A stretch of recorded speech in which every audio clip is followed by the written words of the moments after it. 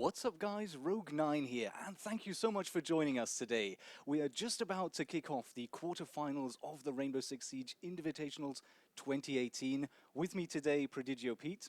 Very excited to be here. Thanks for everyone watching, and we're going to be rookie casting the match between Ence and Penta, the first quarterfinal of the day. Yeah, definitely excited for that. I think if I'd had a choice to pick any of the quarterfinal matches, this would have been the one to go for. Really, Penta favorites, I think, to win the entire thing. They've been doing really well in the competition so far, and I'm really looking forward to see how they do. I think also interesting the fact that Chate has only quite recently switched across from the competitors today, Ence. Yeah, very interesting dynamic going on there. Obviously, Penta have won a number of Pro League finals this year. And then we have Ence that won the last one. And then we have that dynamic of the player switching across. Does he know a little bit about their map selections, the tactics they're going to be running, and are Penta going to be sort of adjusting some of their play to the likely map picks that we're going to see from Ence? It's going to be an interesting one. Yeah, you've got to assume, like, it's only been, what, like 2 months? With a player like that who has an in-depth knowledge of the strategies that Ence are going to be using, I'd expect that he's going to bring quite a lot to the table there. On the other hand, do you think that maybe Ence, being very familiar with Chate as a player, knowing his strengths and his weaknesses, is that something they'll be able to use as well? In my opinion, the advantage is for Penta, because Ence are a very strat-heavy team.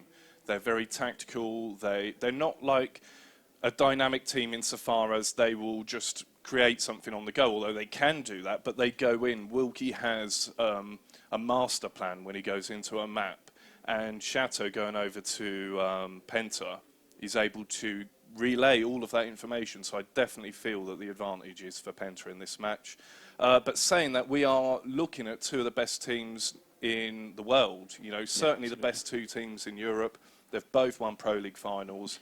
And I'm not sure if I should say, but they're two of the teams closest to my heart. So I'm very interested to watch this match unfold today. Yeah, no, I fully agree. I mean, you have to say that probably each team could go all the way. Yeah, they could absolutely go all the way. And it will definitely be interesting to see how they both do. Penta, of course, top of their group. They won both of their games. Almost made it look easy, I think. That was a tough group as well. You know, Evil Genius is the other favourites. So that was a really tough group, that one that they've come out of. Yeah. And then we had Ence playing yesterday. They went one down. Looked like it was going to be a bit of a shock, but then they pulled it back. They adjusted to the tactics, and they ended up coming out with a 2-1. So we could easily see one of these teams, I think, go on and win the whole tournament. They're two of the big ones this whole year. They've been winning Pro League finals. So, yeah, we could see the winner of this game going on. It's possible. Yeah, really exciting to see. Now, in the background, the teams have already started the map voting. So maybe just a brief introduction to maybe those of you who are new to the professional side of Rainbow Six Siege. So what happens here is that out of the 9 maps that are in the pool, each team gets to sort of delete or veto 3 of the maps. So one by one, they choose which map they don't want to play. I think it's quite an interesting part of the game, and strategically you have to sort of weigh up which maps you want to block. Do you want to block the maps that you know your opponents are strong at, or do you want to block the maps that you yourself or your team are weaker on? So it's definitely a give and take there in choosing. Definitely. Or do you want to ensure that you keep the map that you've actually seen the team play on? Because then you'll have an idea of the tactics that they might employ. As we were saying with Ence, you know, they are known for having these solid strats in place that they adhere to, although obviously any pro team can adapt on the fly. So do Penta want to make sure they have a map where they know exactly what Ence are going to do? So we see the bans here on screen. It looks like Ence have banned out Border, Skyscraper and Clubhouse, and Penta have banned out Chalet, Cafe and Coastline, which leaves Consulate, which I said to you I think that might pop up earlier, Oregon and Bank. Now, these teams are no strangers to each other. They're in the same region. They play each other an awful lot. And even quite recently, they played each other on the Consulate map. I think Ence went 2 up, and then Penta then went and won the next 5 rounds, and then ended up winning that map 5-2. And Penta are kind of known for that Consulate map, right? They're known for that being their home turf. No one takes Penta on the Consulate map, so I'm guessing that that's going to be their first pick, their map pick, and then we'll see what Ents pick and what the decider will be there as well. Just wait and see it pop up on our screen. Yeah, at the moment we're watching the arena. I think I'm really impressed with the setup there. I can't wait to maybe get out front later on and just watch the teams. You see that the 2 teams arranged sort of in a V with the large screens on top. That is going to be amazing. And imagine sort of the atmosphere that can build up once that fills out and you have people getting excited. I think sort of the quarterfinals today, the semi-finals tomorrow, and then the final is going to be absolutely amazing. A couple of other maps we saw as well. We're seeing Oregon coming up and Bank.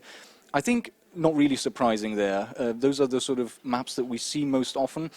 And it is interesting how you sort of find that no matter what teams are playing, you always end up with very, very similar map choices in the end. Consulate, as I said, that's not a surprise. And the other 2 maps, they're quite exciting maps. So we have in now that Oregon is going to be the first map played, and then we've got Consulate, and then Bank will be the decider if it's needed. So if we get at the stage where they win 1 apiece, then we'll be going on to that final 3rd map for the decider. Yeah, and maybe once again, for those of you who are new to the sport or the esport, so the way that each map will be played is the 1st to 5. Whichever team manages to win 5 rounds first takes the map, unless you end up in a situation where you have 4v4, and then it's essentially a best of 3 tacked onto it. That's right. So it's whoever takes 2 maps after that. Yeah, so 1st to 5, if one team gets to 4 and then the other team claws themselves back and they both have 4 apiece, then we have a best of 3 to decide who takes that map. And this is really now, obviously the tournament's been going on a few days. We've had the group stages, the upper and lower bracket, but this is where it gets really exciting. Every match now is a knockout match until we get to the final, which will take place on Sunday. Right, and it seems we're ready to go. The teams are starting to get concentrated. Crowd is excited. I am too. That's really good to see. Yeah, I can't wait for that. Although we pretty much have the best seats today. Yeah, I think so. Right, so that's Ence. We have so we got Kanto there. The chap with glasses second in. He's one of the more aggressive players on their team. Bit of a roamer. And we've got Penta starting on defence here. They've gone for the laundry room. We can see Pengu setting up the mirror strap there to watch for people coming down the stairs. And also what you'll notice in the Pro League, you'll notice that teams are defending an objective, say the laundry room, which is the lowest floor on the map, but you'll notice they're still committing a lot of players to floors above that. They'll have roamers that will be up there to waste the time and basically be a bit of a headache. They can always collapse back onto site as the round goes. Attackers recover the diffuser. Attackers must locate and I think that's really an important part of the game. Being able to slow down the attackers before they even get to the house. I mean, we see here Uno approaching the target building, and he's being really cautious because the last thing you want is to spawn, take 10 steps, and then get taken out. And there we see he's already shooting at the window in large tower, and there is actually a roamer sitting there. He's conscious of the spawn peaks on that area.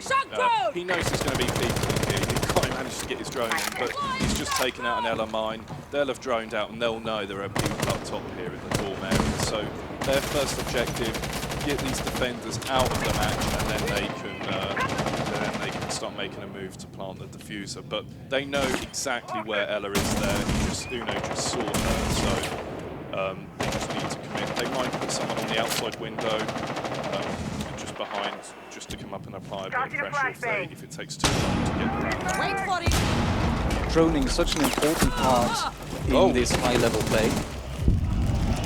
2 up already, and so we have Eunice and Goga down. So it's looking good already for for Ence to start making that push. We've got a minute and 40 seconds left down towards the basement.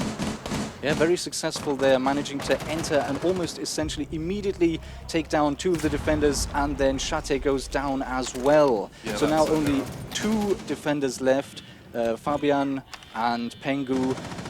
Pengu's definitely fallen back to the site now, but he's getting pressurized. It's really all the pressure on those 2 defenders now.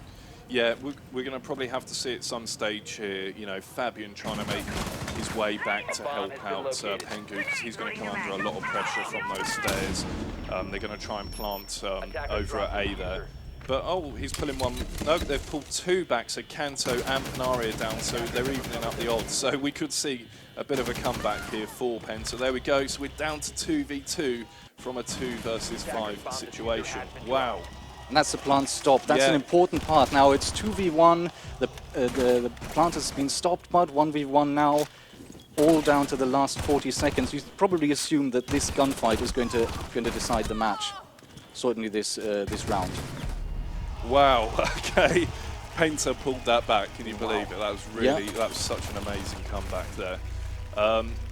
Pengu, was that Pengu with the last kill? Yes, it was. Anchoring on site. Such a flexible player, Pengu. You know, he's aggressive. He can play Ash, IQ, these sorts of players, but he can also play the more support player, the anchors on site. So he's one of the sort of one of the more adaptable players in the Pro League. Okay. Yeah, absolutely. And I mean, you would have thought there 5 versus 2. 2 defenders, and Fabian wasn't even on site. He was still in the meeting room above the site, getting pressured by at least 3 of the attackers. You would have thought it would have been very challenging there for Penta to pull out the win, and yet they managed it. Quite well done. Well done on those 2 players. Yeah, I think the thing about that as well, they knew he was there. Absolutely. They knew there was an ongoing battle, but it just felt as though they wanted to push straight into sight and kind of cut out the middleman there and just go straight in, get the diffuser down, knowing where he was, knowing where Pengu was on the site. So here we are again. We're going for the laundry room defense. So no big surprises on this map. You have 2 main objectives where you're going to see the teams setting up. So that will be the laundry room and then up in the dorms area. They're the most popular. Although from time to time we have seen the other objective, the rear stage area. We'll keep playing Vigil with the Bosk 12. There's something interesting you don't see every day. Yeah. That could be. I mean, it's such an interesting gun. It's just that if you hit your shots, it's devastating. But you only have those 2 chances. And on the attacking side, you have Fabian bringing Montagne. I'm really interested. We've seen a lot of blitz in this tournament so far, so I'm really interested to see what they've got. There's obviously there's also a lot of thought behind why they've picked Montaigne, so I'm quite interested to see what push they're going for. But it looks as though they might be going for are they going for a B push rather than an A push? Quite different tactics we're seeing here. And that's Kanto Raketti out already. We've got a roaming mirror down. up above. And he's down as well. So now essentially just the 3 anchors left at the bottom. Certainly that's where they were playing a second ago. Unless they've moved, and all 5 attackers now able to push down behind that Montagne, down the tower stairs. Yeah, all 3 defenders on side now. They're definitely going to be up against it. Although, will Fabian know about the anchor right around the corner waiting for him? So we're seeing a rear push here. They've utilised this Montaigne shield so that they can push along the corridor and get the diffuser planted in behind him. It's a less common strategy. Usually the people push into the laundry room, get some smokes down, and we're down to 5 versus 1. So this really does look like a round that is going to go into Penta's hands. And there it is. There we are. So Penta now 2 up. Interesting to see Yunus there even playing the Montagne. His role, of course, is to walk down those stairs, because those stairs in the tower, the most dangerous thing coming down them is that any defender at the bottom is going to see your legs and feet before you're able to see them. So a really, really dangerous approach. And his role there would have been to walk down in front of his team, soak up the bullets, protect them as they push in behind them, and yet he ended up getting one of the kills as well. Yeah, and by that stage, they pretty much know their positions where the defenders are going to be, right? They've droned out, they've had engagements with them. So Montaigne wasn't going down there without support. He had, if you notice, they all lined up and they went down there together as a team. So here we are again. It's interesting to see there, just as we had the scores, on Ence we have almost all of the players with 1 kill each, but Penta, Pengo, all the way up top with 4 of the kills so far after only 2 rounds. Yeah, that doesn't surprise me with him. He's that sort of player. Even though he was an anchor in the first round. Yeah, he's one of them sort of more. He's probably in the sort of top 2 or 3 players in the whole world. I mean, that's obviously my opinion, but I would definitely place him right up there. The thing is, in that anchor role, you can quite frequently just spend an entire round sitting near or around the objective, and you may not even ever see any of the attackers come towards you. So for him to be able to then, of course, the way the round played out, end up getting the clutch there together with Fabian was... quite a decent play there. Yeah, typically the most sort of technically gifted players tend to be the roamers and the roamer hunters, and then the anchors are obviously exceptionally brilliant players, but they don't tend on their teams, they don't tend to be as gifted in hunting down and winning firefights. But what you see with putting a player like Pengu in that support role is he can do both, right? He's got the technical ability to take players on 1v1 and take them out, but Oh, and yeah, we had Goga there in the large tower being pressured by 3 of the attackers, and he went down virtually without a chance. They managed to squeeze him out there really, really effectively. Yeah, he got pincered in there. No chance, almost. Now we're seeing Wilkie playing as Dokkaebi. We see Dokkaebi, is that probably the one of the new operators we see the most at the moment? Maybe, I suppose, you get Sophia as well, yeah, for her abilities. But Dokkaebi is surprisingly frequent, I think. Especially, I mean, her guns are mediocre, I'm going to call them. They're effective in the right hands, but they're not... She's not the top fragger. She's not the one who's going to get in and take out all the opponents. And yet, certainly at this high level of play, we don't really see a lot of phone hacking going on, taking control of the cameras. It doesn't seem to be a large factor. Down goes Shatter. Yeah, I agree with you, but we've seen all the new operators in this tournament so far. We've seen Vigil pairing up with Mute quite well to hide his location. But I think the problem with Dokkaebi is that she obviously doesn't have an AR. Oh, and that's both Pengu and Fabian down, and amazing. That's end of the round. Amazing. Well done for Ence. They're not a single player lost. Yeah, 2-1.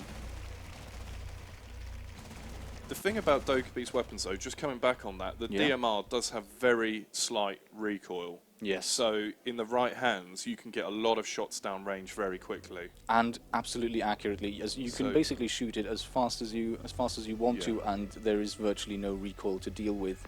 Very true. Okay, so Sophia, Twitch, and we're seeing the Ying come out again. That was sort of one of the, I would almost say, one of the things that a lot of the pros seem to be frustrated with going into this competition is the Ying Glass combo, where the strategy is essentially get to the objective, put down a bunch of smoke, throw out all the Yings, you'll get Glass covering through the smoke with his thermal vision, and then Ying jumps in, plants, and then that's almost it. That's game done. Certainly on that laundry room. When you're pushing that front bomb, get down the stairs, open up the hatch above, get the smokes in, flash everyone, and then just get a diffuser down. And then once you have that down, all you need to do is keep eyes on it, even keep it smoked, and Glass can just, either from the top if the hatch is open, or even from the stairs, keep an eye on it, and there's virtually very little you can do as the defending team. But obviously Ents have gone upstairs, so we'll have to see how these operator picks pan out. Do you think Hibana is useful on that objective as she would be on, obviously she is quite useful on the laundry one because you've got all the hatches. Is she as useful upstairs? Not Hibana? as useful, no, certainly not.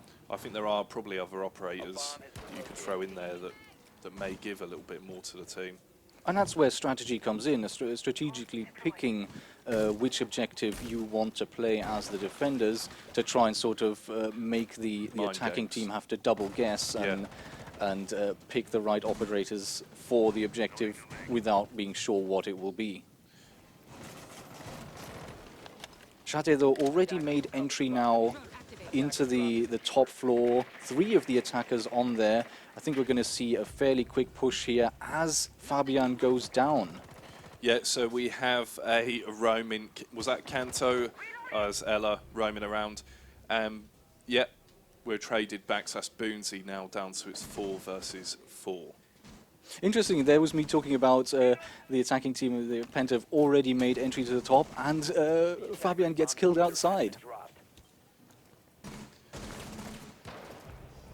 There we go, though. Shate gets the kill on Uno. That puts it to 4 versus 3. Pressure starting to go in on that top floor objective now. Kanto's going to have to be really careful there because you can get so easily pinned into that area. So you can see him now making his way back towards the objective. A minute 20. He's done his job. He's got a couple of frags. Yeah, only... oh, wow. And there we go. 2 quick kills for Ence, but 1 refrag. So now we're 2 versus 2. Bomb located by attackers. Strange, neither of the defenders, now we have Kanto sort of coming back onto the objective, but to that point, neither of those were actually anchoring on site. Both of them were the roamers out hunting the attackers. Wilkie now coming up the stairs. Oh, very clever C4. So they've only got Once one you get attacker now to pin down and take out. And they know exactly where he is, but it's 1 versus 1. You have to say Kanto may be up against it, because he now has to take out Shate, although Shate on very low health. The timer is continuing to run down, trying to spray at the bomb, and gets taken out. That was Nice a hard play. one because he had the time against him. He had to make that push in there, and Shatter was aware of that. Yeah. So there we are. 3, was it 3? What were we on? 3 what? I think it is, yeah. Yep. So yeah, Penta doing well so far. I mean, you wouldn't say they're running away with it. 3-1 is a decent start, but we have seen games earlier on in the competition where teams have looked quite dominant early on, and then the other team just really pulls it back. So really all to play for here. These matches are tight. I mean, we've seen a couple of times at the end here, you know, where it's been 1 versus 1. One of the first rounds that happened, and was it Wilkie running around with his pistol trying to hunt down, and then we just had that again. So these rounds have been tight, apart from the Montaigne Shield push. Yep. That one was not tight. That was a very effective attacking strategy. Uno now on Ence, being their top player at the moment. Doing well. I think it's balancing out a bit more. We're starting to see Ence starting to get some of the frags as well. So we are down in the laundry room again. No big surprises there. As we said earlier, it's one of the more popular map objectives to defend. So Shatter here just watching the tunnel for any attackers that might just be running down there and think it's safe. The crafty little hole he put in the wall. Ence attacking mostly from the west here, being very cautious. Wilkie was going up to one of the windows just as it erupts in gunfire. You think if that had been timed just a little bit better, he could have walked straight into that, but it did then make them more cautious. What do you think's the idea behind these Dokkaebi picks? Because you know Wilkie is a very cerebral player. He puts a lot of thought into what Ents do. What do you think the thinking is behind? Yeah, I have to say it's a challenging thing to sort of analyze, because, okay, sort of for me at my level, the logic bomb that Dokkaebi can deploy is really distracting, but at the same time, you think that professional players, they used to be distractions like that. They should be able to deal with it. And actually, we don't really. I don't remember seeing anything where I thought that game was decided by the logic bomb. The logic bomb there was what made all the difference. It isn't really. Is it a distraction? Is it do that, then make the push into the objective and get the diffuser down, and then you know where everyone is? Yeah, I mean, you get sort of the advantages. You can hear where the defenders are because of the buzzing sound of the phone going off. At the same time, the defender's distracted. He's got the buzzing and can't really hear as much. So we're down now. Ence have only lost 1, Penta are down 2, so we've got a 4 versus 3. They're making good progress clearing off the roamers, but they've only got just about a minute left to start making their way down and thinking about getting that diffuser down. Interesting to see here again. Even though they've already lost 2 players, it's only Pengu actually anchoring on site. Okay, Shate now making his way back, and I think that's a wise decision there. Because I mean, when you're down to 3 players and you have 2 roamers still out there, that makes it very easy if the attacking team manages to make an entry. So definitely wise for them to fall back. We now have all 3 defenders back on site. This is exactly what we saw in that earlier round, where Fabian was roaming above the objective, if you recall, and we had Pengu down on the mirror window. And there we go. Well, there was the logic bomb going down. All 3 players now coming down the stairs into laundry room.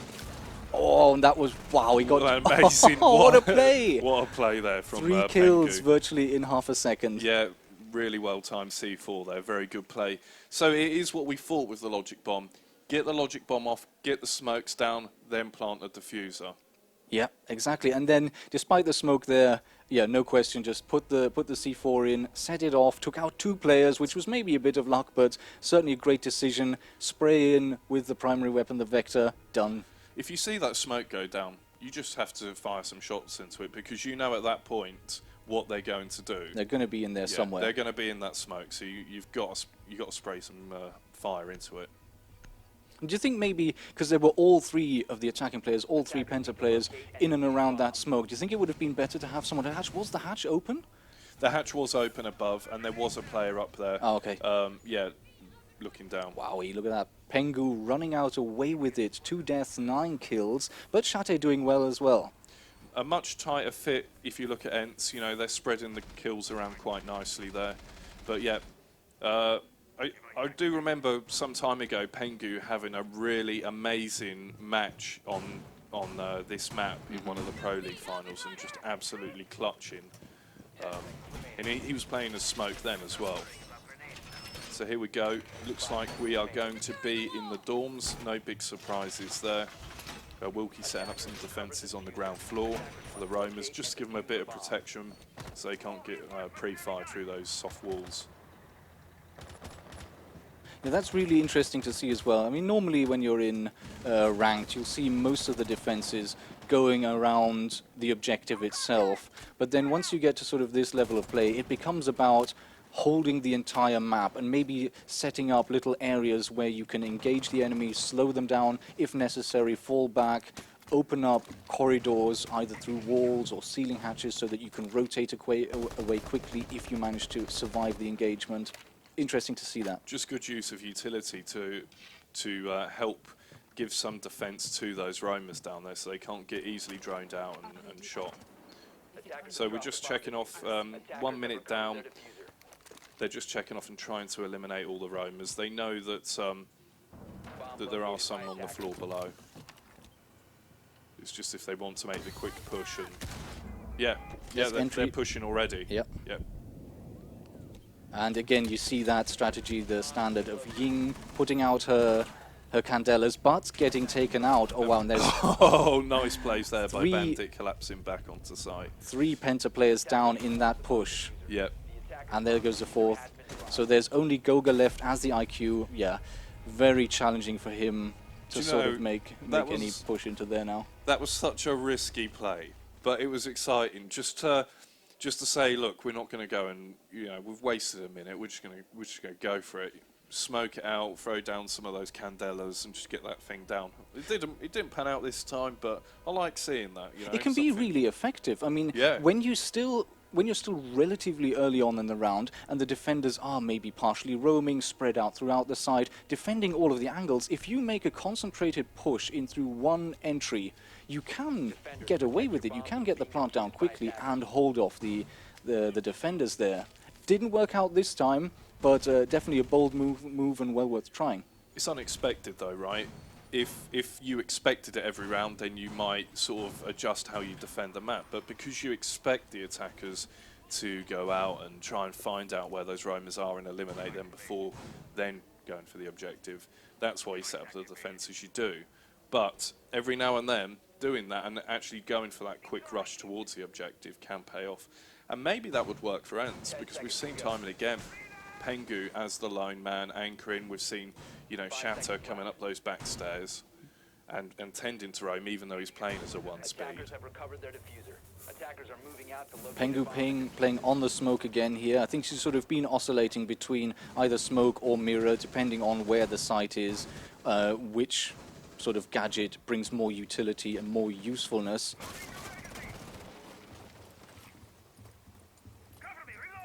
Interesting to see as the Twitch there, making entry now. I suppose he's droned ahead there, but pushing down the stairs now, using that mine as a defense against rotating roamers, or if someone rushes up on him. Yeah, if they go up there and they want to use those windows to try and take out the attackers, they've got something else to contend with there. That's what that's for.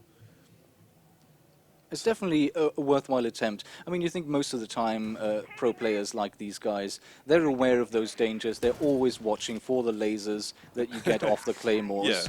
Yeah. And it's an attempt, and maybe it will slow someone down, but quite frequently hoping for a kill off one of those is wishful thinking, I would almost say. Yeah, I mean, they know the tactics they use on themselves. They're all equally as sneaky. So here we go. We've got a few players still yet to make it into the building. We've got Kanto here just outside the main lobby. Ooh, and there we go. He gets taken out by Junus. That was great there, waiting there Yeah. for the attacking player to sort of open the door up fully, try to make that push. But here we see engagement between Wilkie. It was a great big advert saying, I'm coming through that door, be ready. Go, Chate's taken down. Yeah, score equaled out to 4 versus 4. Got Bandit in the armory room there. He's conscious, he wants to get across, but he's conscious he's got 2 people to his right. He's got Tunnel and he's got Dorms there. Yeah, Junus just sort of sitting at the top of the stairs here, being distracted by the logic bomb, but the push didn't happen at the same time, and he's just sort of taking his time there, waiting for the push to come in. He's got 2 of the attacking players to his right. He'll have a general idea of where the attack is coming from. He's cleared out his own back, so he knows he's relatively safe from the stairs behind him and just holding that angle. Ence being kind of tentative here. They're kind of holding off. And they only have 40 seconds left now. Smoke very, very well deployed there. Manages to stop the push in through the main window. Fabian takes out, what was that there? And Wilkie goes down to Pengu. It's now or never, so we've got... It's all on Penari. Yeah, we've got Penare here with a bear in 9. Manages to spot that camera sneaking up the stairs, but then that gunshot you think will have been heard. Definitely, that's... barbed wire there, slowing him down, and the sound giving him away. And that's mapped to Penta. Well Good done. effort there. Well played both teams. Yeah, well played both teams. There were some really tight rounds there that Penta ended up taking in the end, but they could have easily gone to Ence. It weren't a rollover or stomp by any means. So now we prepare for the second map. Do you remember what that was? I think it was Consulate. It was either Consulate. Yeah, I think it was Consulate. So Penta will probably be favourites again on this map. And then if they take that, that's it. That's yeah, game if done. they take it, that's game over. This is kind of their kingdom. But it's not beyond Ence, really, to pull something out on Consulate. We've seen them take Penta close before and win rounds on there. So it's just seeing if they can do it, with Penta in such fine form in this tournament so far. Yeah, agreed. And you have to say, sort of, in the game we've just seen, on Penta, probably Pengu and Chate both doing extremely well to sort of stifle the attacks when they were on the defending team, and also pushing well on the attacking side. Yeah, and they were playing as, the sort of the less aggressive defenders a lot of the time, the mirrors and the smokes, running around with an SMG, yet still picking up loads and loads of kills between them. It just goes to show. Well, that's what happens. When the roaming defense crumbles, it all comes down to those remaining anchors, and they did extremely well to sort of pull out those wins there. An anchor is usually someone fought off for the intel that they're giving out to the team for a couple of minutes. The anchor is the one that's giving the roamers all the information, where the attackers are. They're on the cameras and they're using their utility to identify the locations. And that's a sign of a good anchor. But on top of that, they're actually picking up frags as well, you know. Yeah. They are the last line of defense. Yeah. So when everything goes wrong, it all comes down to them. And I think Pengu there certainly in that one round did very, very well to hold off the attack there. Very dominant attack, 5-on-2. And they pulled it out, so well done to them. And do you think something like that early on in the game is something that will then play on the minds of both teams when you think, well, we've taken out all 3 roamers, 2 anchors left, all 5 of us are going to go and push this now, we've got this in the bag, and then it all goes wrong? Do you think that kind of chips away at the confidence of Ence? There could be some psychology to that. I definitely feel that...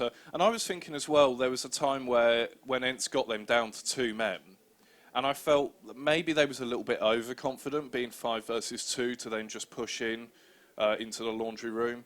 But you can understand why. If it's 5 versus 2, you would be confident. But of course, that's 2 exceptional players on Penta.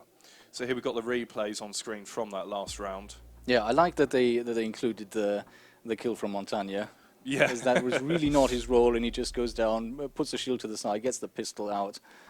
And here, this was a great play. Amazing. Just straight in, Finishes catches the guy coming down the hatch. 3 kills. Yep. Virtually 3 almost at the same time. Yeah, pretty much. And also, I mean, being able to switch that quickly, put out the nitro cell, set it off, get the 2 kills, and then expect the player to drop and take him out in the air. And that was exactly his job there. Yep. His job is to time that C4 and ensure that they do not plant. And he did it, you know. And you think it would have been really the objective of the player up top to hold him off from being to put the C4 out? Yeah, but they practice those C4 throws. They know exactly where to aim and they know exactly where that C4 is going to drop. So he only has to peek out for the split second, get that C4 off and detonate it straight away. Right, and here we go, Yep. ready for the next map. We see Ella coming out on defense again, nerfed quite recently before the competition, and I think we've spoken about that before. She was probably one of the most powerful defenders in terms of being able to roam and effectively combat the attackers, which are normally a bit more powerful. Like, they normally have the assault rifles, which bring a little bit more damage per shot, with sort of equivalent fire rates, or sometimes even higher fire rates, plus of course the attackers have the ACOG sights. So normally in a one-on-one engagement you would expect the attackers to have the advantage, but Ella was that exception with her extremely high fire rate, unlimited ammo, and decent damage out of it as well. She was able to combat that, and despite the nerf, I think she's still very, very useful. Very useful. You have to remember as well, they have spoken about this only being the first nerf. Second even. It is in fact the second already. The second, and there's going to be another, but they wanted the Invitational out of the way. And there has been some pushback about that. It makes sense though, in my opinion. You wouldn't want to change the rules of a game significantly or change anything about a game that is going to affect the competition before what is probably the biggest tournament of the year. Yeah, if you've been practicing for weeks and weeks in advance with one particular set of strategies and then those are changed by a nerf to a player, it can be kind of devastating. So here we are, we're on the top floor defense here. With Ence. Kanto holding that administration office but getting droned out, so they know he's here now. Yeah. He's holding his ground at the moment, and I think he might have even pushed back the attacker there, sorry. Yeah, they're expending a lot of utility to get him out of that room, so they want to make a push in through there then towards the objective. Both Eunice and Goga down now already for Penta, so now it's all down to the 3 remaining attackers. On the defender team, we have lost Panari. Yeah, so we've got Shatter over on the south wall. We had Fabian on the north wall, so they're just moving back into position for a 3-man push towards the objective. Interesting to take this meeting room defense as the first one. Is that something you would have expected? This objective? Yeah. They're all good on this map. They're all playable. This tends to be one of the... This and then the garage is probably the second most popular. Right, okay. So, yeah, this really late ADS going down there. Yeah. From the Jaeger, interesting there, but protecting him against the grenades. Really well timed with Buck throwing up those grenades. So 1 minute left, attackers down to 3, and we still have 3 men on the defense as well. All even, but you have to say that time is going to start being against Penta now. I mean, anything can happen in these last moments, and as I say that, there he goes. Boonsy gets a kill. Shatter. And that's Shatter out. Yep. 45 seconds remaining now, only 2 attackers. It's going to be challenging. You've got to have the defenders now being cautious. They're just going to wait for the push, hold the angles, and then get the kill when and if it occurs. Well, Pengu was on the balcony window there from what I could see, so he's just waiting for Fabian to get into position. Yeah, he's being very cautious, but yet they know where he is now. Already putting some shots down to hold him off. And that's then Penta making, Pengu making entry. It's all down to Fabian now, with Pengu getting taken out. Almost gets the kill, but... Yeah, defenders win. My bad, I said Pengu was on the balcony window, he's on the west window. Yes, you're correct. And then he was just taken out immediately when he went into there. So I suppose they were just waiting for him. Yeah, Fabian tried to pick off some defenders to make his job a bit And he had easier. to. He had no way of getting through that corridor into the room with everyone waiting for him. He had to go for it.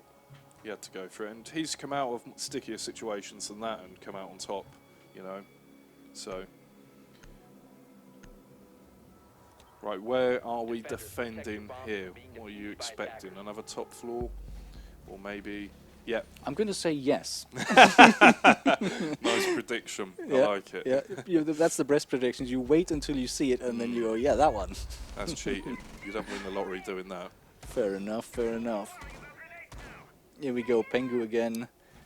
Obviously, we're only just starting, but again, at the top of the scoreboard for Penta. We've got a dock.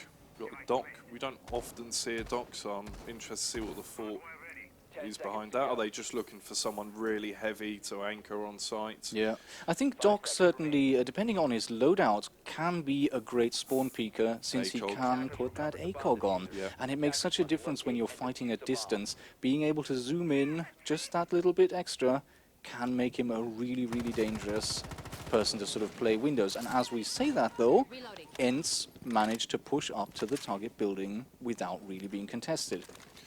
It didn't look like he was getting into position for a spawn peak there, but he's obviously going to be able to hold a lot of longer angles. Correct. Yuno's still outside now, playing as the IQ. Maybe expecting some Valkyrie cameras outside, checking around for those. Playing as IQ, his objective here, his role is of course to look out for those defender gadgets. And there we go. Oh, very aggressive push outside. But that's Fabian down. Fabian down 5 versus 4. Ence doing well again here. Junos holding the administration office. He knows there's someone at the window, but had to pull back after emptying his gun, going for the reload. Goga staying up there as well, staying a little bit in the background, staying hidden, and that can work out really well when you have sort of one defender being aggressive in a certain room. Even if that defender then gets killed or pushed back, it can sometimes lull the attackers into a false sense of security when you have that one other player up there sort of keeping quiet, and then when they push, you jump up and murder them. Yeah. Okay, so we're just droning off here, trying to get some more up-to-date intel. Obviously they were droning earlier, but the intel from a drone is only good for 5-10 seconds until obviously defenders move on, so they're preparing for a push here. Got 2 of the attackers waiting on the window already, trying to cover this consul office, but Chate sitting in that corner waiting for them to push in, and he's not going to expose himself there. He has all the time in the world to just sit there and make the attackers have to make the first move. And we're down to the last minute already, so pressure is mounting slightly on Ence now. They have been struggling to get him around. If you noticed earlier, they had to move a player around to another window to see if they could try and pin him into that position, but he's held tight, you know. Oh, nice. The grenade kill. Very nice grenade. Well, yeah, and he's putting out a second. That didn't connect though. That's nice to see, though. I mean, when you just put that grenade in there and manage to take out one of the defenders, and wow, everything's happening now. Both Yuno and Panari going down, but Wilkie countering. There we go, end of round. Can't even keep up with that. You can read the kill feed. I say you can't keep. I can't keep up with that. But there are people who can. So we've had 2 top floor defences. Do you reckon we're going to see it mixed up? I'm expecting ground floor. I think so. That'd be interesting. But then a really favoured defence spot is that garage. I'm expecting to see that certainly during this match. We've got a bandit here, so it could be. I didn't. Yeah, there we go. That is it. Yuno playing the mirror, likely going to set up one there in that small office where he's just put up his defense. Clever tactic, though, is to not put the mirrors down too early in case you have that roaming Twitch drone, because one thing you really want to avoid is putting down a mirror window, then walking away, continuing with your setup while the Twitch drone sneaks in and just immediately opens that up. Giving them that sort of free look into your objective, yeah, absolutely. Wilkie being really particular here about the placement of his camera. I think he moved it by about half an inch there. You never know, maybe it was obstructed by the vase there. Could so here well we go, be. that will give them a look down to the floor below. Yeah, crucial. And even if there's no one going to sit up there, the fact that when an attacker then, when someone from Penta pushes in and sees that hole, it makes them stop, it makes them think twice. Yeah, well that's that where he was putting that hole, that's the connecting room between the piano and the main lobby. Yep. Right, so if they're going to come in through the lobby and go towards that piano room, which the attackers need to go in there to clear that out, and often, because that's the room above the garage, right, so that's quite a high transition area. So here we go. Fabian putting down the thermite, and that's gone off. So now we have an opening in the garage door. Very dangerous here for Ence, very dangerous. They're right on top of them. They've got the garage door open, they've got Buck in on the stairs.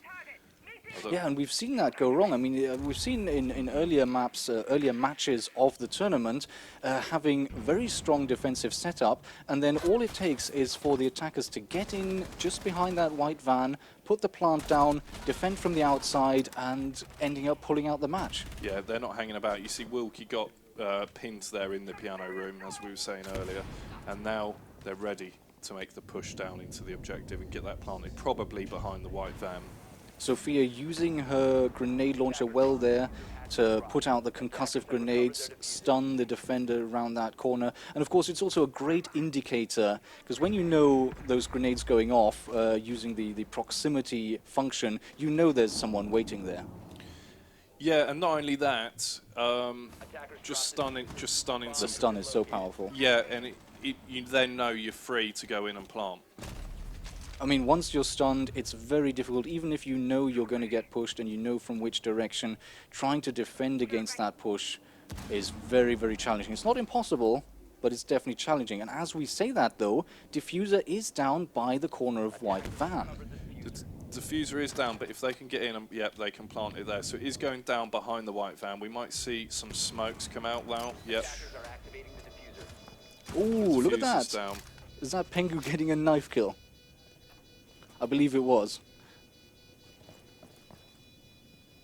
So here we go. Boonsy hunting the clutch. This is going to be very difficult. We've got ACOGs outside. It's going to be so tough. Yeah, you have to think he's really up against it with the plant already going down. Time is running out, and he's got 3 people just waiting, and each holding different angles. Yeah, Nu is coming, getting pushed. He needs to take him out and doesn't manage. The Buck there getting the kill. And even if he'd managed that, he would have still had to go back. There's still 2 eyes, and 2 sets of eyes waiting for him. He was really up against it there. He did his best. Yeah, nice try. I mean, what can you do? You know? Absolutely locked down by Penta, and you have to say, when a team pulls off a play like that, as a defender, and you're on your own, it's a Hail Mary. You give it a go. It might work. It may just not. Yeah. So, Legion Bandit Mirror. being picked there. I was not quick enough to get the last two. Yeah, me neither. I looked away. Okay, so we've got another garage. Yeah. Could have guessed that Ella would be among them. Yeah. Interestingly, though, we've got a Vigil and we've got a Mute. So those two sort of, they pair up well together. They synergize quite well. So we're going to see some roaming here, I think, from the Vigil. Mute Jammer going up on the table. That's obviously to cover the floor above as well, partially. 10 seconds left. You see, he's trying to get the perfect location to get up there and get it down. Oh, look at that. Yeah. Interesting. Very crafty. See, those are the little tricks that you can only really pick up by watching something like this, or maybe by seeing a teammate do it when you're playing.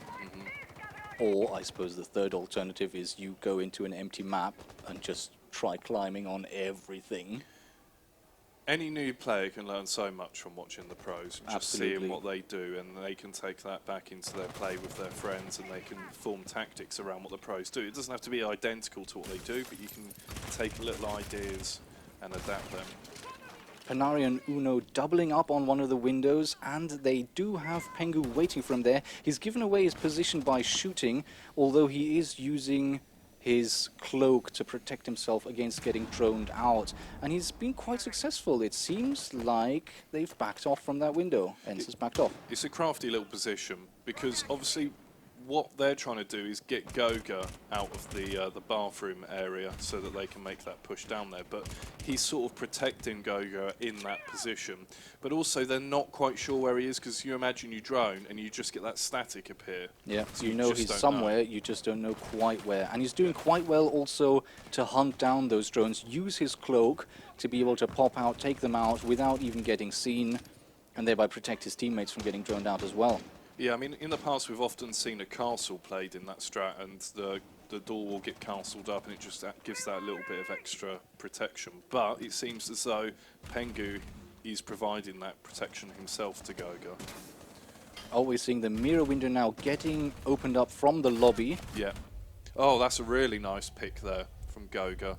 Very low health, though. He was almost dead. Very, very close.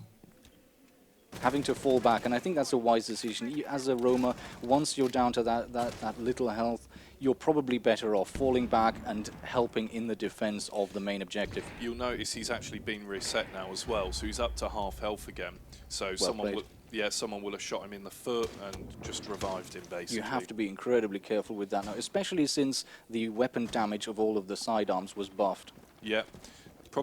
The way you do that is you get them to line up behind a soft wall and shoot them in the foot through the wall. And really knowing the individual single shot damage that all of the weapons can do is quite important, because one of the mistakes that can easily happen is you think, oh, my pistol will be the better choice, and it turns out that your pistol actually does a lot more damage than your primary weapon. Yeah. It's the last thing you want. Who would have thunk it that the Desert Eagle blows your foot off? Attackers have located. 15 seconds remaining. That was aggressive there from Buck. Yeah, they that did. Really they did. Ence did make it into the garage there. Valiant effort. But there were too many anchors just left down there, able to hold off that push quite easily, I think you can say. Well played for them. Yeah, you know, Penta have been dominant on this map for so long. It is, you know, a hard ask, but they're far from out of it now. If anyone can pull it back, Ence certainly can.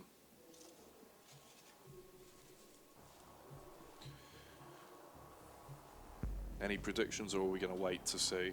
Yeah, I'm going to go with my standard style of prediction. I'm going to say Pengu's going to play as the Blackbeard here.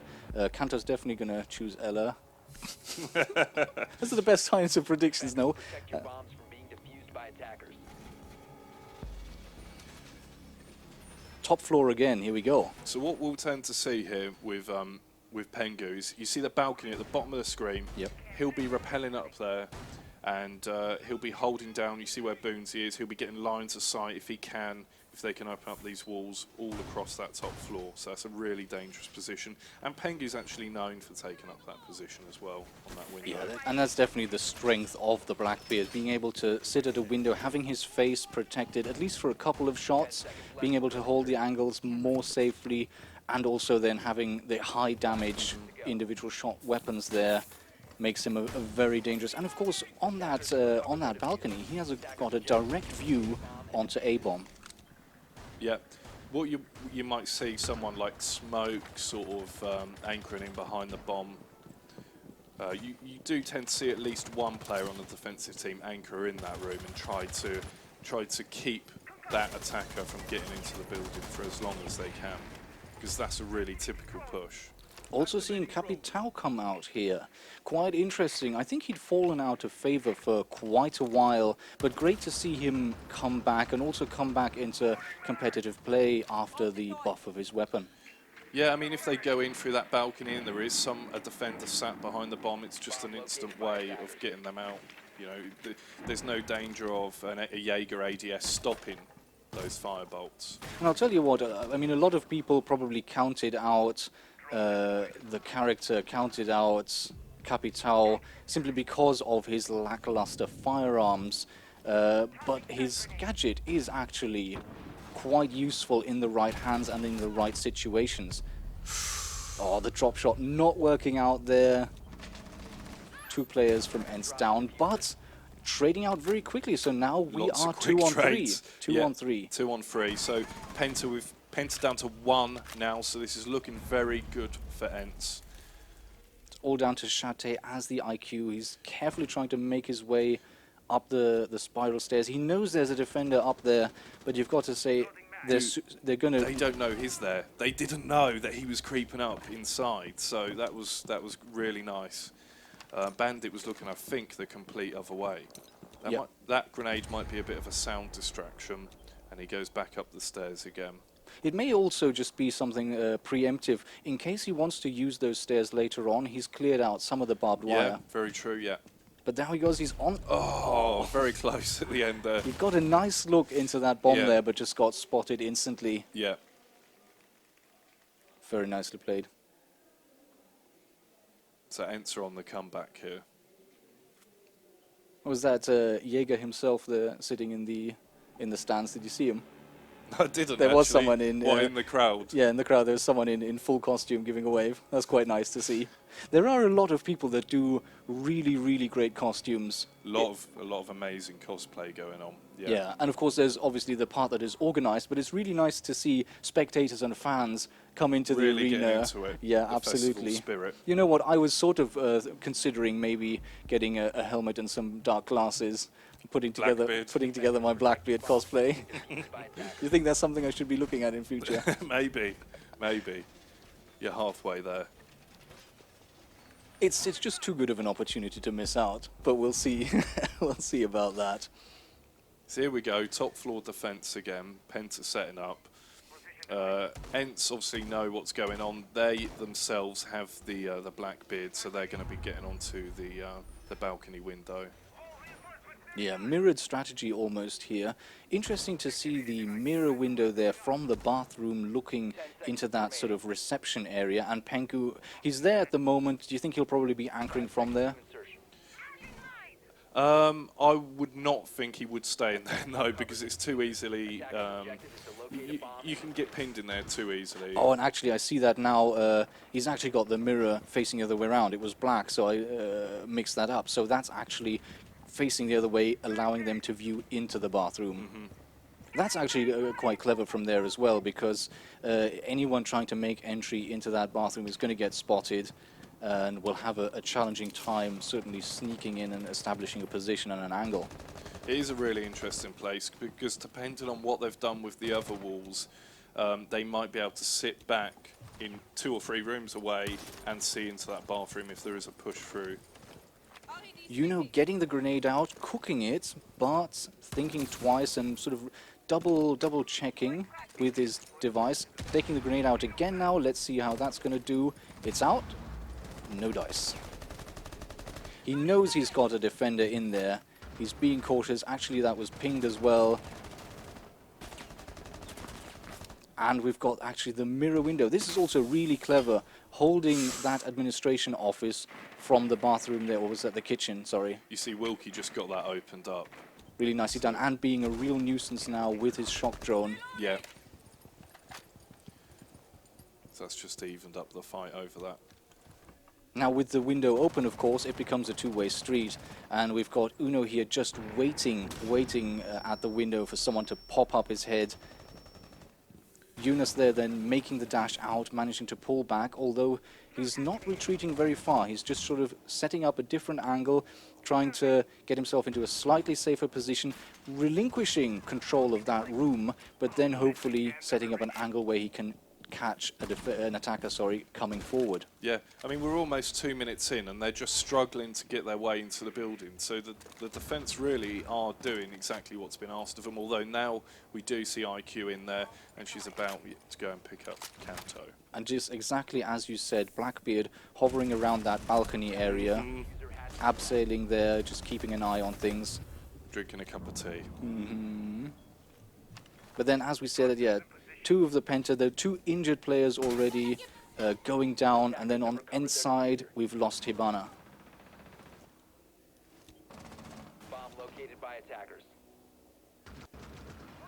Then again, now you see this less than 30 seconds, less than half a minute for the attacking team. That does put the pressure on Ence. The pressure's certainly on now. They've just lost 2, so we're now on a 3 versus 2. And that's what happens sort of when you're getting towards the end of the round and the timer is forcing you to push. Yeah. You go in more quickly, you don't have the time to drone out for each other, and that's exactly what that had. You'd think they were starting to establish a position and they were starting to push forward. Two of the defenders first injured, then down, and yet once the timer sort of goes against you, you have to make that push, and it all unraveled very quickly.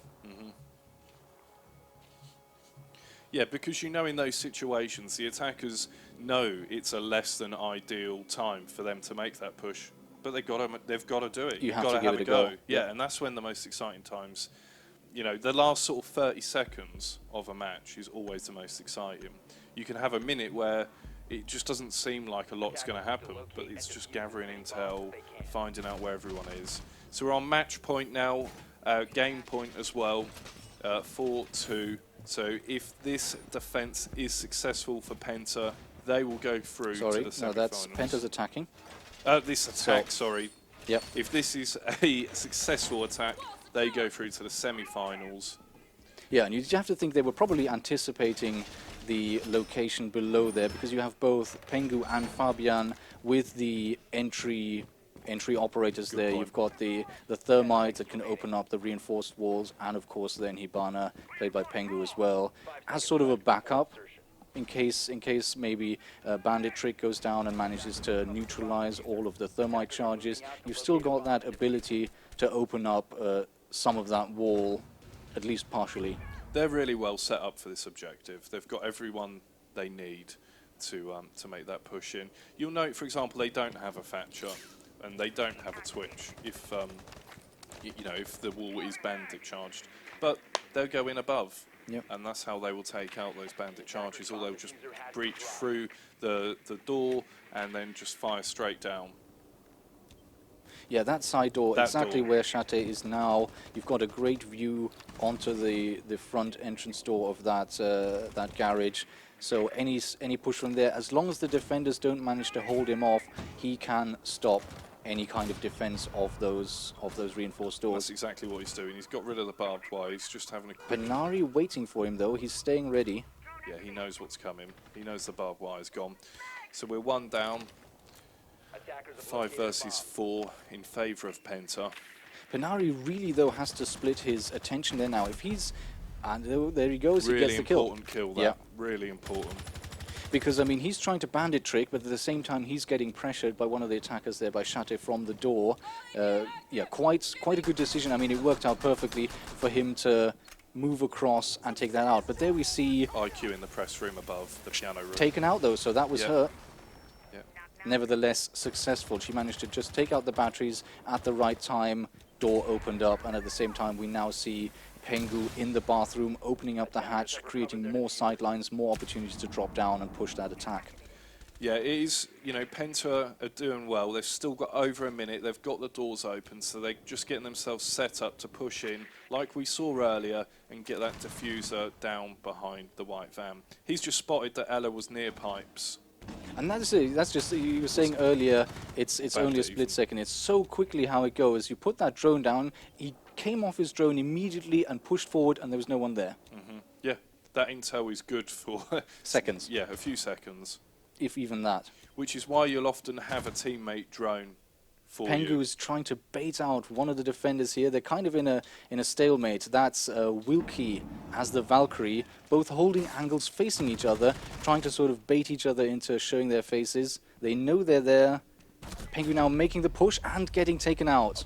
Yeah, so Kanto came round through the press room, and I think Wilkie dropped down onto the objective through a hatch. Sophia in the objective now, though, and that's it. Really important win, that.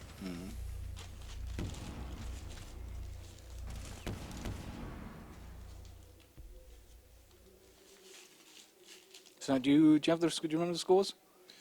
Is it 3? It's 4-3, no? 4-3. 4-4, in fact. 4-3. 4-3. 4-3. There we go. 4-3 to Penta. So they still have a chance to wrap it up if they win this. Yep. Otherwise, if it goes to 4-4, we go into overtime. And then Potentially even another map. Another Get map. to stick around a bit longer. See here, Ella coming out. Goga picking her again. Probably going to take on an aroma role. I don't see any big surprises in that defensive lineup. You know, Yeah. smoke is Very so good point. important. Once the garage doors opened, you need to get those smokes down. Then you've got Bandit for the garage doors, which you know those Bandit charges are going to get destroyed, those Bandit batteries. But it's just about slowing down the attackers a Yeah. little bit more. You know, Yeah. forcing them to go up above and take them out. Exactly. And interestingly, Ence not bringing an IQ, which was ideal in that role. Probably you'd have to say in the last round, having that IQ above, even though she got taken out, taking out the batteries, that was the crucial play there. Buck can do that too, though. If he can get in, he can make He doesn't mincemeat. need to see the batteries, he just shoots everything open. Yeah, he can make mincemeat of that floor. Once you open up that floor, in that room there, you can see plenty below. You can easily see those batteries. Very good point. Fabian now, he's placed his cameras, rotating back into the objective, pre-placing C4. So Very sneaky. yeah, he's prepared for something there. And he's bound to have one of his own cameras up there, and Yeah. he'll just be sitting on that, waiting, switch off, and then kill as they come in. That's it. It might not even be him on the camera. It could well be one of Very his good point. teammates. Yeah, absolutely. First minute down almost already.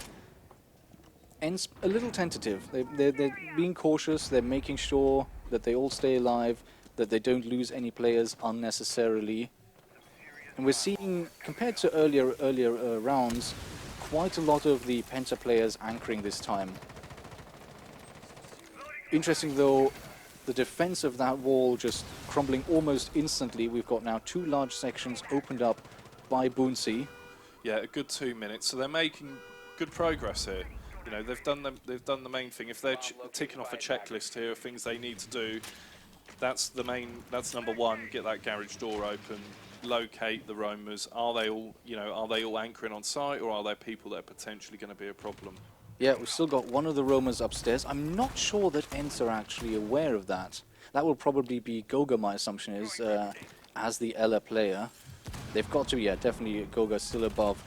They've got to be cautious, but they must have found him now in this reinforced bathroom.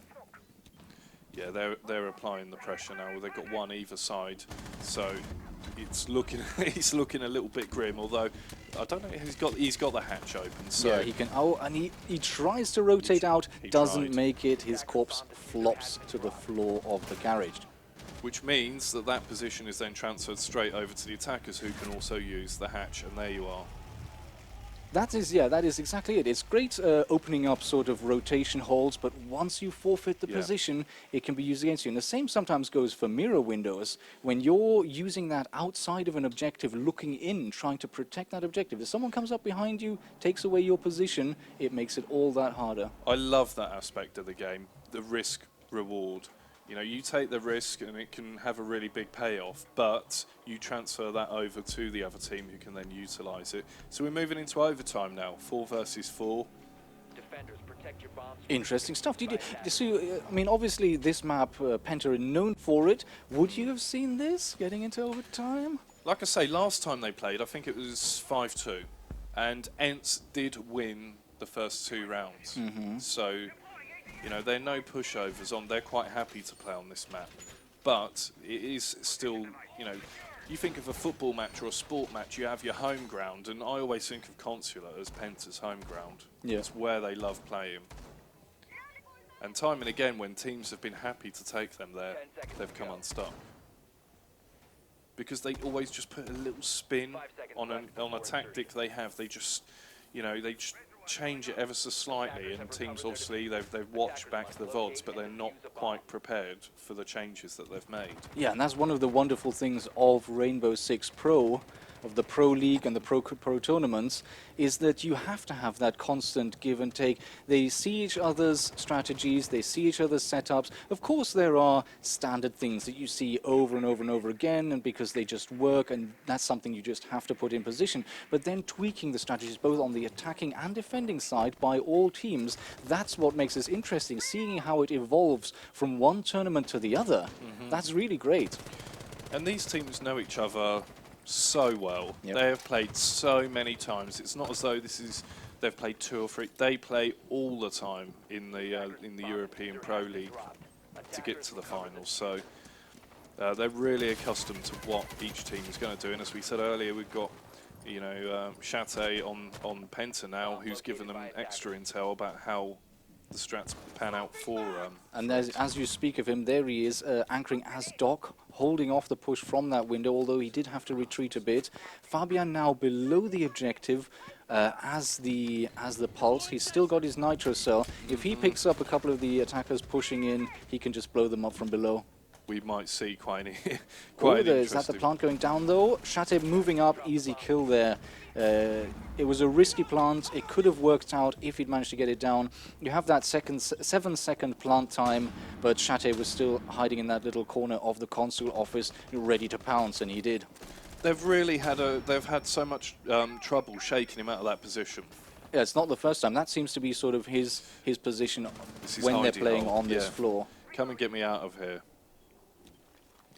Right, so we're down to 2 versus 2. We've got Boonsy and Kanto on the attacking team trying to make something happen. They've still got a minute, so there's no need to panic here. They just need to get set, get into position, and then make this final push. And then we've got Chate and Goga for Penta on defense. Now at this stage, though, it's all about the firefights, because you had that plant going down, player getting taken out. They know where the diffusers... Now, essentially, at this stage, we've got Penta on defense trying to protect the diffuser, while Ence have to either take out those 2 defenders or make their way to the diffuser and take it back. And you notice, for example, there, Kanto just put a drone down for his teammates to watch. Yep. Tell me if anyone comes down those stairs, because I'm moving off. It's so crucial when you have dead teammates that they can keep an eye on certain strategic rotation routes. So they're getting into position, looks like for an A push. Oh, very tight there. And the first round of overtime goes to Penta. So they win this next one. Yep, that's and they win. That's it. And that was really well executed there. The risky plant going down, like I said, if that had worked out, it could have given the attackers Ence there the initiative. But being there without protection, hiding behind a desk, just hoping and praying you can get that 7-second plant down without being caught, essentially, with your pants down. As we said earlier. And it didn't work out. Yeah. I like the fact they went for it. Absolutely. They had a go. It's exciting that to try these quick rushes into the objective. There's nothing better than getting a plant down when all 10 players are still on the map. Yeah. It's just... that's amazing. It is the best, isn't it? Right, Again so now, top floor defense. Let's see how Ence hold up. And Ence need to hold this if they want to stay in the competition. We've got a Vigil again. Are you surprised by the Glaz pick? That is interesting. I mean, like I said earlier, we have heard a lot about this Glaz-Ying combo, and then there is no Ying. It is just Glaz. And especially then coming from Penta, because I know that Penta, they really don't like the Glaz-Ying meta. They don't like using it. They don't like playing against it. I was talking to Pengu, and if he had one wish, he was telling me, it would be to make Yinglas go away. To make him go away. He really just doesn't want that A combination. one-way in ticket to the moon. He just doesn't want that combination in the meta at all anymore, and you can understand why. It is just so challenging when all the smoke is down and everyone's flashed, and then you've just got this one player who can see through the smoke. Yeah, teams are in it for winning, and if there is one tactic that is just going to win the majority of rounds you play, then they're going to do that because you're in there to win it. But it stagnates the meta, having two operators that give a significant advantage when they're played together like that. It just gets a bit boring as well as a spectator to watch it. So here we go. Chate is in on the top floor. That's Penari down already. Yeah, and you can see they've already made progress in. And it's only 1 minute down, so plenty of time. Pengu here playing on Hibana. He's gone to the roof, going to rotate down to another window, get into position. Hopefully, as the push comes through the main building itself, catch a defending player from Ence down from behind, peeking in one of the windows. He may even opt to hop down the skylight there at the top of those stairs, or just at least keep a line of sight for any rotating defenders. Shade there using 2 of his stun grenades to burn through those ADSs so that later when the smoke goes down, those smoke grenades aren't destroyed, that they can go off, provide the visual cover both for the plant and then also make it just so easy for Yunus there as the glass sitting in behind that smoke, just waiting for those large, nice, juicy yellow silhouettes to just wander into his sights. That's it, yeah. So that's really Goga there taking the front office, crucial step, but also putting pressure from the exact opposite side there. We've had a couple of kills there. We're down to 4 versus 3 in favour of Penta. It is looking really good for them. They're applying the pressure. They're inside just outside the objective, and I think we're about to see the smokes go down and the diffuser follow. Yeah, they only have 40 seconds left. It's now 3 versus 3. Glass holding an angle there. He knows he's got one of the Ence players pinned in that yellow stairs. One in the bathroom, I think, as well, is it? Is that one in the bathroom? It may well be 2v2 now. Oh, so close. So close. There we go, that was it. Congratulations to Penta, commiserations to Ence. I think they, especially on this map, going into overtime, really well done on what you called, and I think fairly called, Penta's home turf. Great to see that. A good game. I'm happy that we got a chance to do this one. A really good game. Obviously, I do feel a bit bad for Ence. You know, I would have liked to see them go on, but also, you know, congratulations to Penta. One of the favourites, if not the favourite for the tournament. Fully deserved, and I think it's really fair to say here that it wasn't Ence that lost the maps. It was Penta that won them. It was their strategies, their execution that basically just made it extremely difficult, in some cases even impossible, for Ence to make those pushes or to hold their defenses. Yeah, you have to give the credit over to Penta for those wins. You can't say, you know, you can't pick apart the losing team and say, you know, it's because they played bad. No, I think it's because Penta, as they have been all tournament, been playing fabulously. And that's no surprise, really. I mean, we are in the quarterfinals. These are the best teams in the world at Rainbow Six Siege currently, and you'd expect like everyone can put up a competitive game. That's not hyperbole with Penta as well. They are a fantastic team, an amazing team. So, yeah, my money would be on them to go far in this tournament now. Absolutely. So, anything else about the game itself, or? I'm interested to see who they line up against, who they meet in the semi-finals. And that'll be from the next game coming up, I assume. So it'll be interesting to see who they line up against. But I would say that they are the favourites now. You've got FaZe as well. FaZe have been doing really well. So really, really well. And not just as a team, but also as individual players. So that would be interesting to see how they do later on in the day. Mm-hmm. Yeah. Great stuff. Well, I'm quite happy with that. Thank you so much, everyone, for joining us. I've had a real blast. This was quite a different experience. Sort of getting to sit here in these bright lights. very nice to be able to do this with you, and I really do hope that you guys at home enjoyed it as much as we did. Probably really one of the picks of the matches to have in these quarterfinals, and certainly everyone on my stream, thank you so much for joining us. Really do hope you enjoyed that. Yeah, thanks ever so much to everyone who tuned in. Thanks as well, you know, for dressing up smart and making a bit of an effort today. Hopefully, you know, there's some people watching that haven't been interested in the Pro League or watched an awful lot of the Pro League before, because that's what this is all about, is just a bit more exposure for the Pro League on our channel. So hopefully we've given you a little bit of a taster, but the title of this is Rookie Casters. We are rookie. It's probably been quite obvious throughout. This is the first time I've ever done it. But if you are interested in watching a bit more of the invitationals, do head over to Twitch. They're live at the moment. Yeah. Plenty of matches on for the rest of the day. And I do recommend, if you're new to Siege, you're going to learn so much by watching these pro players in action. But thank you ever so much to everyone that's tuned in. I hope you've enjoyed it. It wasn't too funny listening to us do it for the first time. And thanks as well to Ubisoft for having us here. Agreed. So until next time. Adios.